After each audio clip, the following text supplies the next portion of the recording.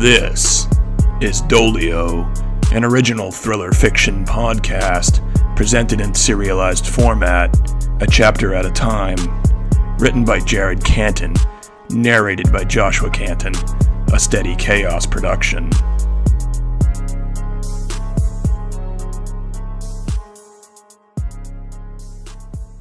Previously on Doleo. A huge hand closed down on my head, open, thirsting to subdue movement. I scooted backwards, tipping to all fours, but it was too late. He clasped tightly under the curvature of my jaw and squeezed. I felt an immense pressure, twisted my head away from his grip, but I couldn't escape. Then my consciousness flickered, replaced with a ringing in my ears and repeated intermittent pressure against my face, and the world went dark. I heard effort and grunts and impacts, felt jarring mass connect with my body. Darkness. Awoke to pavement, unsure of how long I'd lost consciousness, maybe just seconds. Saw the large man, regained my bearings, saw shocked faces in the crowd, hands at mouths, stressed and panicked eyes. Felt his hand at my face again, gripping tightly, twisting, holding my dangling carcass out like a conquered prize. "You're fake hero." I dropped a series of feeble, panic-ridden elbows to his wrist, but his hand held firm until I was airborne, at first inches, then he swung me hard, but he didn't let go. The fabric of my face mask tore free at the breathing holes, and I flew 8 feet in radius across the circle. I landed with cries of terror from the crowd. Then I felt arms, hands, people lifting me back to my feet with words of concern. "Are you okay, man? Can you hear me?" Voices from somewhere, maybe near, possibly not. I staggered forward and fell to a knee, pawed at my now exposed lower face. Saw blood on my glove. "Enough!" someone said. And then the shape of a small woman filled the space between my crumpled remains and that of the victor.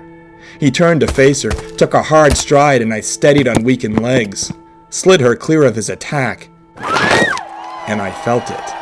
And it swallowed me whole, poured me into a vat of confidence and swagger.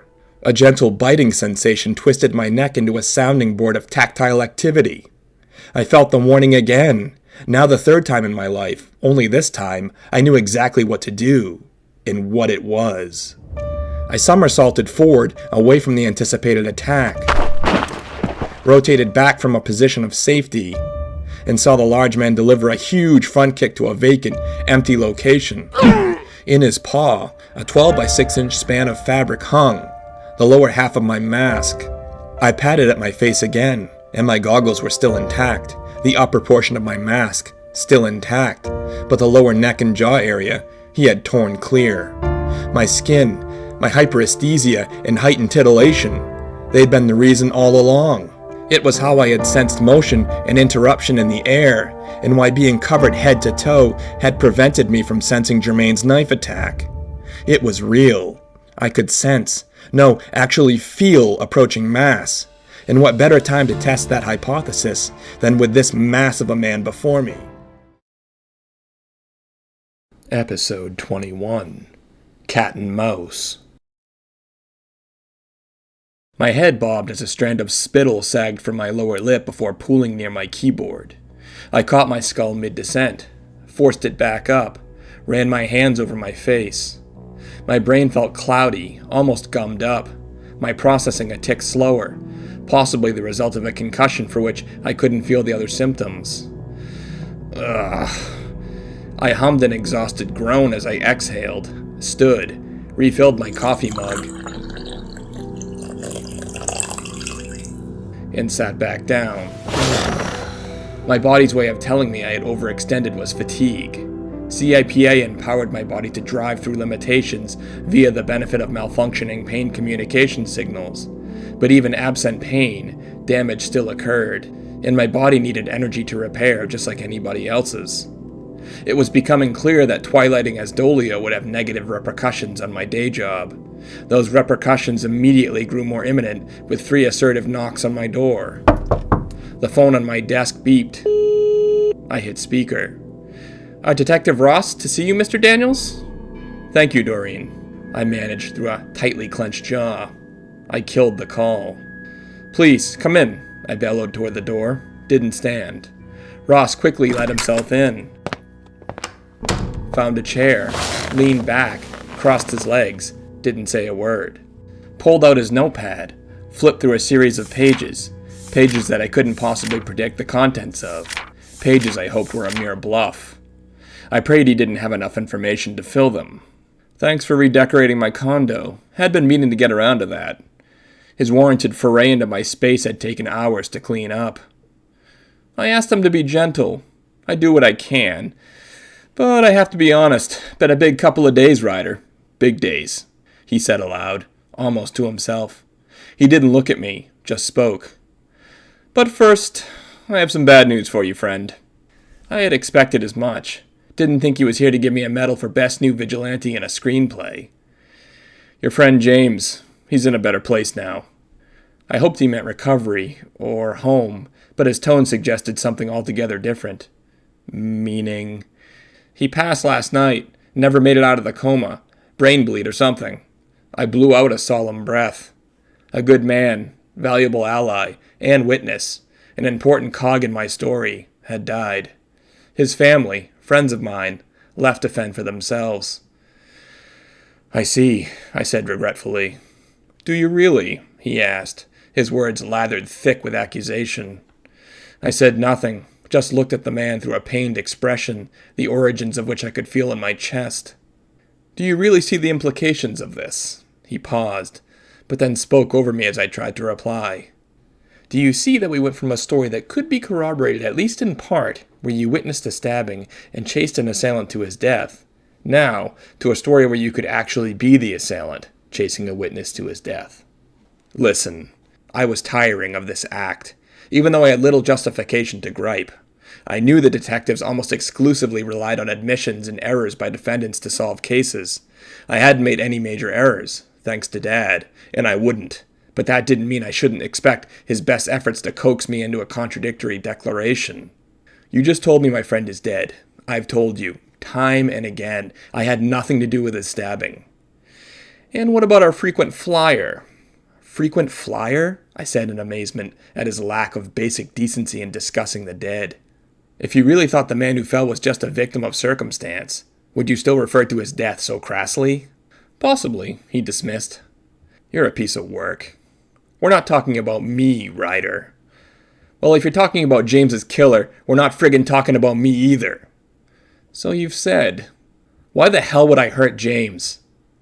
Well, I've seen a man kill his own son for nothing. Another encourage his girlfriend to commit suicide. Just because. Crime doesn't always make sense. Good guys do bad things. Bad guys do bad things.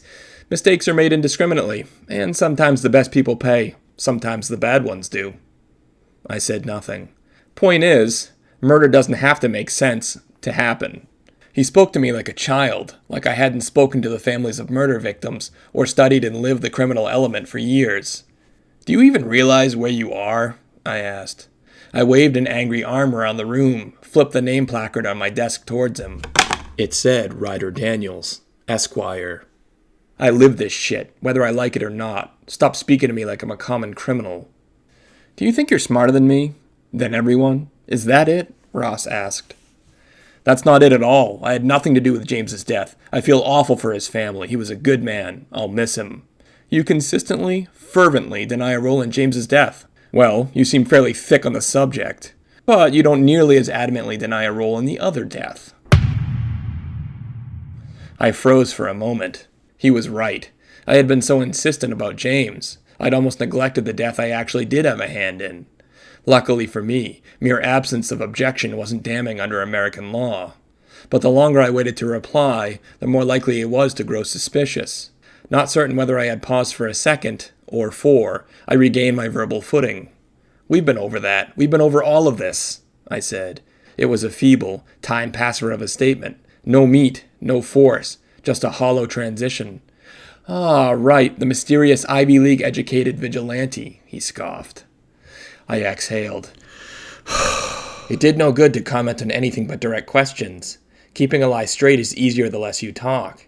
Lies are in the details, and unfortunately, details can be lost rather easily. This look familiar? He pulled the plastic bag out of his pocket, slid it atop my desk. The contents did, in fact, ring a bell. The balancing scales of the Justice Tarot card stared back at me through a crimson-smeared plastic bag. Looks like a tarot card. It was not the groundbreaking response I'm sure he was hoping for. It is. Do you know what it means? I shrugged. It was the very same card I had tucked into Germain's pocket. It was Doleo's calling card. It was what I had hoped Ross would find and bring here to corroborate Doleo's existence. Come on, a bright legal scholar like yourself. The scale means the balance of justice, or justice. Good, he smiled. That hold any special meaning to you? It's essentially what the vigilante shouted to me in the parking garage. Quite a coincidence. It was a playful, almost comedic jab. Ross was a puzzle. At times he seemed determined to take me in, and at others he almost reveled in our conversations, as if he'd found a legitimate adversary, or a worthy chase. But truthfully, it made sense. Cases like this make careers. Cases with high-profile suspects, juicy storylines, heroes, villains, and intrigue. I didn't know if he approached every case like this, or if I was his Mona Lisa, but I couldn't see him engaging a common felon with such patience and gamesmanship. You find it coincidental that this vigilante's calling card is symbolic of the very same word he yelled at me? I do. Where'd you get it? I asked, flipping the card back to his side of my desk. You don't know? I shook my head. May I? He leaned forward, angled his smartphone screen in my direction. I leaned in. The small screen flickered to life. Unsteadily, the video's target wandered, to the dark ground, then up, and around in a wide sweeping scope of the surroundings. Humans, some donning comic-related apparel, others in actual costumes, came into focus with terror-filled eyes. Some screamed in horror, as cell phone screens illuminated a small circle of humans. Ross dragged his finger along a thin red line at the bottom of the video, centering a red dot within the line. My favorite part, he said. I saw a man, bloodied on the ground, dressed like Doleo. He looked dazed, confused, on his knees. He leaned back unsurely, placed his, no my, hands to his goggles, and lifted. Saw myself swipe a gloved hand under the goggles lens, wipe blood from my nose and mouth, then replace the mask. I remembered the ringing in my head, my battle to regain consciousness vaguely, then the encouragement of kind strangers. Ross paused the video, and pulled the bar back a few notches, sending the video reeling in reverse. He paused it with maximum Doleo facial exposure, stretched his fingers to expand the image. That guy look familiar to you? I shook my head slowly, lying. There was a vague resemblance. Not nearly enough to get there on the image alone, but certainly enough to corroborate if you'd already made up your mind. He moaned ominously. Swiped again, and the video shifted to another, that of a newscast. Gang violence broke out in these dangerous city streets last night around 3 a.m. 3 members of a gang that call themselves the Blood Struggles were killed. Officers arrived on the scene to find one dead, fallen from the very rooftop behind me. An officer was also shot and wounded. He is, thankfully, in stable condition. I spoke with a second officer this morning. He experienced minor injuries, and he shed some light on the real story of what happened here last night. The officer, who wished to remain unnamed, as well as several other unnamed witnesses, confirmed the presence of a masked vigilante at the scene. The vigilante, who is rumored to call himself Doleo, is not only suspected in the killings of the 3 gang members last night, but also in the assault of an officer, as well as another fatal encounter earlier this month. Here is a sketch of the vigilante. If you see him, call your local police department. He is presumed armed and very dangerous. He deadened the image with a button press and set the phone back down. Do you believe me now? The smugness I had reserved for this moment oozed from my pores. I believe that there is in fact a vigilante. Good, I said. Just know I won't rest until I find out who he is. Serve and protect, detective. His face reddened slightly as he stood. He leaned aggressively across my desk.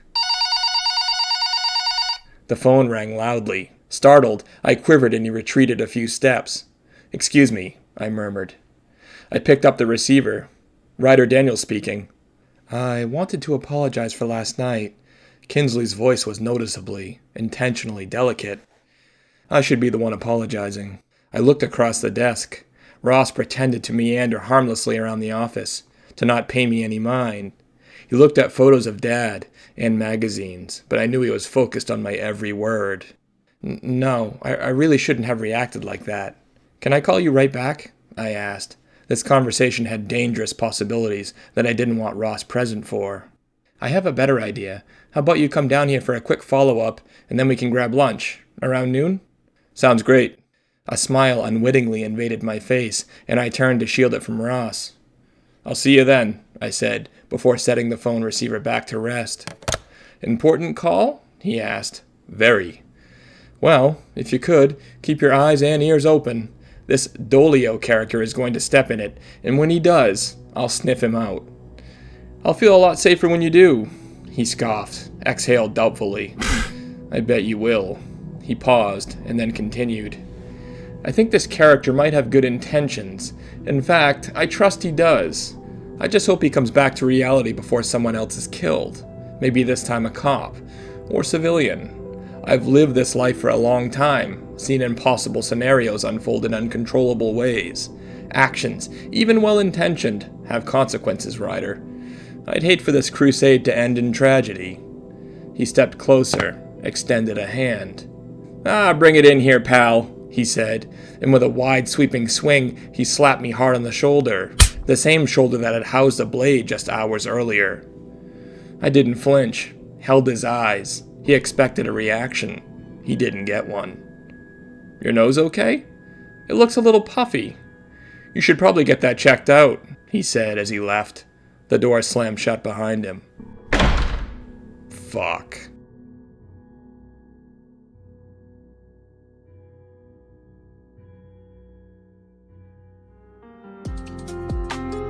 Thank you for listening. If you enjoyed Doleo, please come back for future episodes arriving at regular intervals, and subscribe and rate us on your favorite podcast application.